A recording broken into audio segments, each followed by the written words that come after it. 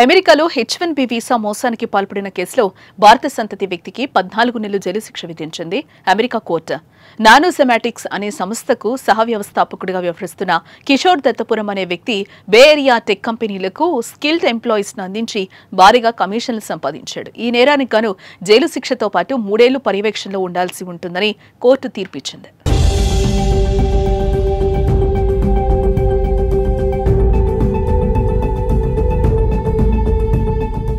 అమెరికాలో skilled employees కు అందించే H1B వీసా ప్రోగ్రాంలో మోసాలు కొత్తేం కాదు. అయితే తాజాగా ఉద్యోగాలు లేకుండానే అభ్యర్థులకు వీసాలు అందించేలా ప్లాన్ చేసిన భారత సంతతి వ్యక్తి కిషోర్ దత్తపురంను అమెరికా పోలీసులు అరెస్టు చేశారు.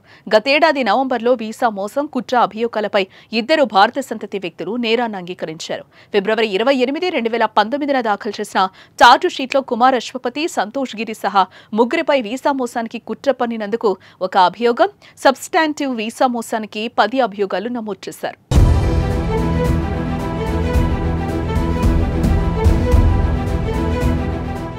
న్యాయమూర్తి డేవిలా దత్తపురంకు 3 ఏళ్ల జైలు శిక్ష విధించగా అతని దగ్గర నుంచి 125,000 మిలియన్ల నగదు జప్తు చేశారు. చేసిన నేరానికి గాను $7,500 జరిమానా, $1,100 ప్రత్యేక అసెస్మెంట్ ఫీజు చెల్లించాలని ఆదేశించారని అమెరికా అటార్నీ కార్యాలయం ఏప్రిల్ 21న విడుదల చేసిన ఒక ప్రకటనలో తెలిపింది. దత్తపురం కిషోర్ శాన్ జోస్లో ఉన్న నానోసెమాటిక్స్ అనే కంపెనీకి సహ వ్యవస్థాపకుడు. ఇది బే ఏరియా టెక్ కంపెనీలకు నైపుణ్యం కలిగిన కార్మికులను అందిస్తుంది.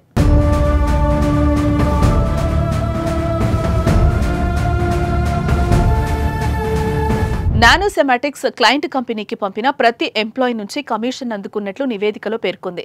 నానోసెమాటిక్స్ క్రమం తప్పకుండా ఫారిన్ వర్కర్స్ నుంచి H1B పిటిషన్లను సమర్పించేది. H1B వీసా పొందడానికి అమెరికా పౌరసత్వ ఏజెన్సీకి ఆయా యజమానులు ఫారం 1, 129 పిటిషన్ను సమర్పించాల్సి ఉంటుంది. ఈ పిటిషన్ ఇతర డాక్యుమెంట్స్ తో పాటు ఎంప్లాయీకి ఉద్యోగం అందుబాటులో ఉండడంతో పాటు దాని కాల వ్యవధి, వేతనాలు వంటి వివరాలను పొందుపరచాలి. ఉద్యోగాలు అందుబాటులో లేకుండానే పత్రాలు సమర్పించిన తేలడంతో అమెరికా కోర్టు శిక్ష విధించింది.